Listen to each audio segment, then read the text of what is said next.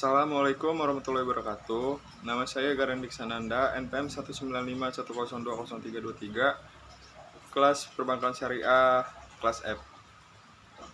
Di sini saya akan menjawab soal UTS mata kuliah Pasar Modal Syariah.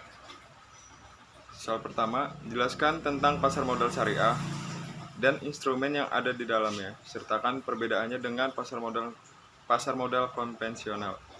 Jawabannya itu, pasar modal syariah adalah pasar modal yang menerapkan prinsip syariah, yaitu larangan terhadap transaksi yang mengandung unsur ketidakjelasan.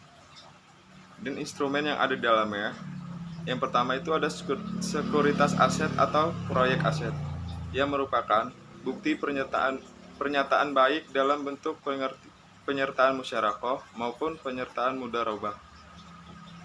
Yang kedua itu ada sekuritas utang atau penerbitan surat utang, yaitu yang timbul atas transaksi jual beli atau merupakan sumber perdanaan bagi perusahaan.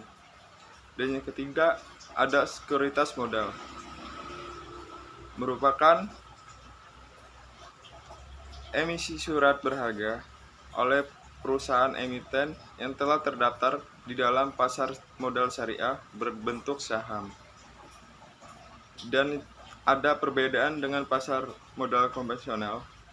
Pada pasar modal konvensional, kegiatannya tidak terkait dengan kriteria prinsip syariah, sedangkan pasar modal syariah, kegiatannya harus tunduk pada instrumen dan mekanisme yang berlaku di dalam pasar modal dan tidak bisa lepas dari ekonomi syariah.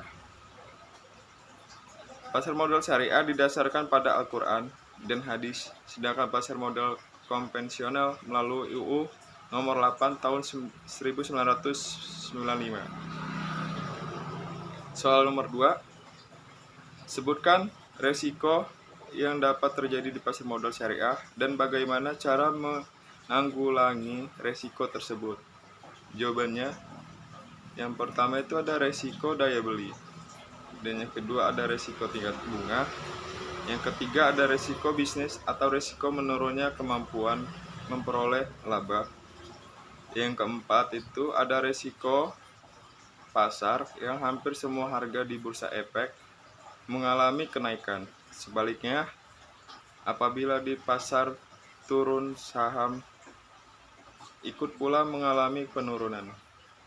Cara menanggulangi resiko, yang pertama itu harus lebih berhati-hati dalam memilih perusahaan yang akan kita beli. Dan yang kedua itu kita harus bisa mengoptimalkan persepsi dibanding saham yang akan kita kelola. Dan yang ketiga itu harus bisa mengenal dan menganalisa sektor-sektor perusahaan yang nantinya akan dikelola. Dan yang keempat, lebih baik menggunakan investasi jangka panjang. Soal nomor 3, bagaimana syarat menjadi seorang investor saham syariah? Jawabannya, yang pertama itu memilih perusahaan efek yang mempunyai syariah online trading system. Yang kedua, membuka rekening efek syariah. Yang ketiga, pastikan Anda telah terkonfirmasi sebagai investor. Yang keempat itu transfer uang untuk modal awal investasi serta install SOTS. Dan yang kelima, kenali saham syariah yang diinginkan. Soal nomor 4, berikan pendapat Anda tentang pentingnya investasi dalam Islam. Menurut saya itu, di dalam ekonomi syariah, berinvestasi itu sangat dianjurkan di dalam Islam, karena kegiatan bermuamalah berguna untuk menjaga harta yang kita miliki menjadi produktif dan memberi manfaat bagi pertumbuhan perekonomian umat Islam. Sekian jawaban dari saya. Wassalamualaikum warahmatullahi wabarakatuh.